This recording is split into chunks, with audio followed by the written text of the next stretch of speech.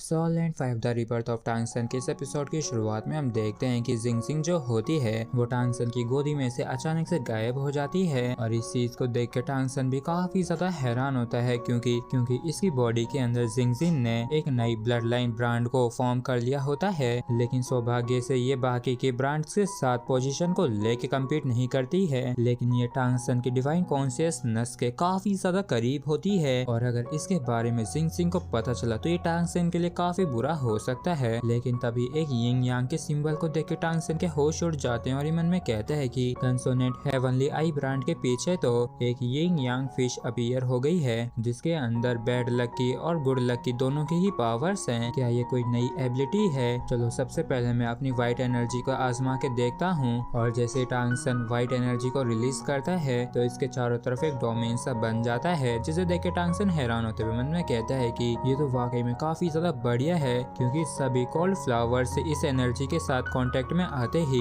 Warm flowers में बदल गए और ये तो डोमेन पावर है। और मैंने बिल्कुल भी नहीं सोचा था कि असल में मुझे ये एबिलिटी मिलेगी। जिसके बाद टांग सन यिंग यांग फिश की ब्लैक एनर्जी को भी इस्तेमाल करता है और जब इस बारी ब्लैक एयर फ्लो पूरे एरिया को कवर करता है तो अंदर की चीजें कोल्ड फ्लावर्स में बदल जाती हैं। लेकिन अभी तो इससे भी खतरनाक चीज होनी बाकी थी, इसलिए टांग सन सबसे पहले ब्लैक एनर्जी को एक्टिवेट करता है, जिसके तुरंत बाद ये एक ही साथ एक ही समय पे दो कलर की एनर्जी को एक्टिवेट करता है, जिस वजह से फील्ड के अंदर के सभी फ्लावर्स ब्लैक हो जाते हैं, जो कि काफी ज्यादा विनाशकारी पावर को रिलीज कर रहे होते हैं। जिसके बाद टांग सन सबसे पहले व्हाइट एनर्जी को एक्टिवेट करता है, जिसके बाद एक ही साथ टू कलर्ड एनर्जी को एक्टिवेट करता है, जिस वजह से फील्ड के अंदर के जो फ्लावर्स होते हैं वो तुरंत ही प्योर व्हाइट में बदल जाते हैं। और इस चीज को देख के टांग सन काफी ज्यादा खुश होता है और ये मन में कहता है कि ये तो काफी बढ़िया हुआ, क्योंकि अब तो मैं अपनी इच्छा अनुसार हेल गार्डन के फ्लावर्स को भी कंट्रोल कर सकता हूँ। और ये चीज हमारे लिए काफी ज्यादा मददगार साबित होगी, क्योंकि अगर हम बाहर जाने के लिए इस एबिलिटी को इस्तेमाल कर सके तो ये वाकई में काफी बढ़िया बात होगी। और इस नई एबिलिटी को आजमाने के बाद टांग सन यहाँ पे अपना और ज्यादा समय बर्बाद करने की बिल्कुल भी हिम्मत नहीं करता है और जिस डायरेक्शन से यह आया था उसी डायरेक्शन में ये वाकई में काफी ज्यादा तेजी से बढ़ने लगता है। और लगातार 2 घंटे उड़ने के बाद टांग सन को आखिरकार अपने टीममेट्स दिख ही जाते हैं, जो कि अब भी इसका आने का इंतजार कर रहे थे।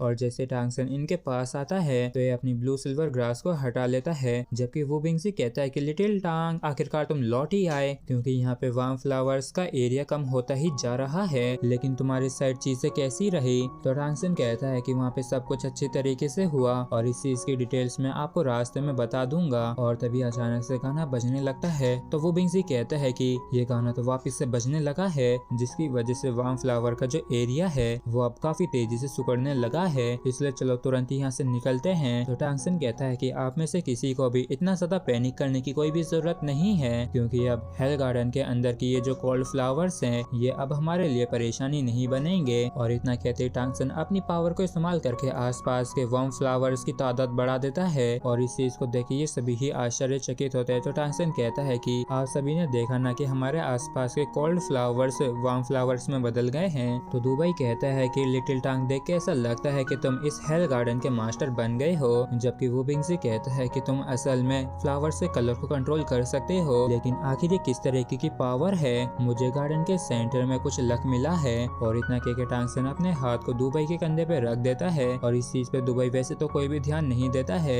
लेकिन तभी अचानक से टांग सन अपने अंदर का गुड लक दुबई के अंदर ट्रांसफर करने लगता है। और इस चीज को देख के दुबई काफी ज्यादा हैरान होता है और ये काफी ज्यादा हैरान होते हुए कहता है कि आखिर तुम्हारे पास इतना ज्यादा लक की पावर कैसे है? तो टांग सन बताता है कि क्योंकि गार्डन के सेंटर में लक की एनर्जी काफी ज्यादा स्ट्रॉन्ग थी और उसमें से कुछ को मैंने एब्जॉर्ब कर लिया था, जो कि अब मैं तुम्हें दे रहा हूँ। और हाँ, मैं तुम लोगों को ये भी बताना चाहता हूँ कि आखिर मुझे क्या हुआ था। और ये जो मेरा सीक्रेट है ये शायद सबसे बड़ा सीक्रेट है जो कि इस पूरे कॉन्टिनेंट को चिंता में डाल सकता है, इसलिए तुम लोग इसे किसी भी हाल में किसी और को मत बताना। और टांग सन कुछ भी बताता उससे पहले वो बिंगसी कहता है कि लिटिल टांग तुम हमें कुछ भी मत बताओ, क्योंकि अगर ये चीज हमें मालूम ही नहीं होगी तो हम इस सीक्रेट को लीक भी नहीं कर सकेंगे, इसलिए अभी के लिए बेहतर यही होगा कि तुम इस चीज को हमें ना बताओ। और वैसे भी हम सभी ही तुम पे अपना पूरा विश्वास करते हैं, इसलिए हमें तुम्हारे निर्णय पे भी पूरा विश्वास है, इसलिए तुम इस सीक्रेट को हमें तभी बताना जब तुम्हें लगे कि अब सही समय आ गया है हमें बताने के लिए। तो दुबई कहता है कि हाँ लिटिल टांग, मुझे नहीं लगता कि हम में से कोई भी तैयार होगा इस सीक्रेट की जिम्मेदारी उठाने के लिए, इसलिए अभी के लिए इस सीक्रेट को रहने दो। तो टांगसन कहता है कि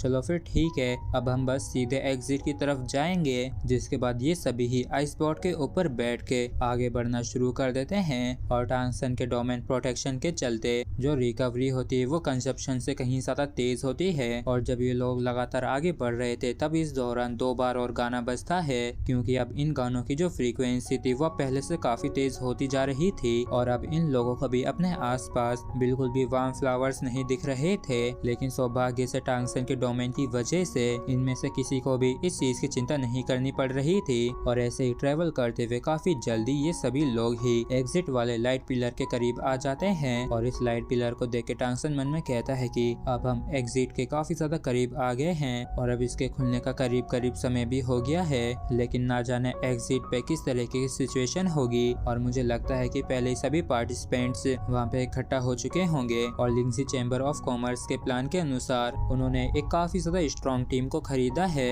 जो कि हमारे लिए सब कुछ क्लियर कर देंगे और फिर हम सभी को किसी और के नंबर कार्ड्स देंगे यहाँ से बाहर निकलने के लिए। इसलिए हमें सिर्फ वहाँ पे जाके उनसे मिलने की जरूरत है। और तभी टांगसन इन सभी से कहता है कि पहले चलो यहीं पर रुकते हैं जिससे कि मैं पहले एग्जिट के आसपास की सिचुएशन को चेक कर सकूं। और इस चीज के लिए वो बिंगसी भी मान जाता है। और इस हेल गार्डन के अंदर अगर टांगसन डूम पावर को इस्तेमाल करता है तो ये हजारों मीटर्स दूर की चीजों को भी डिटेक्ट कर सकता है। इसलिए टांगसन डूम की पावर को ही इस्तेमाल करता है एग्जिट की सिचुएशन को जानने के लिए। और टांगसन देखता है कि एग्जिट पे जो फाइट चल रही है वो पहले ही शुरू हो चुकी है। और इसी के साथ फ्रेंड्स हमारा एपिसोड भी यहीं पे खत्म होता है। अगर आप लोगों को वीडियो अच्छा लगा हो तो प्लीज चैनल को सब्सक्राइब और वीडियो को लाइक करना बिल्कुल भी ना भूलें। Thank you.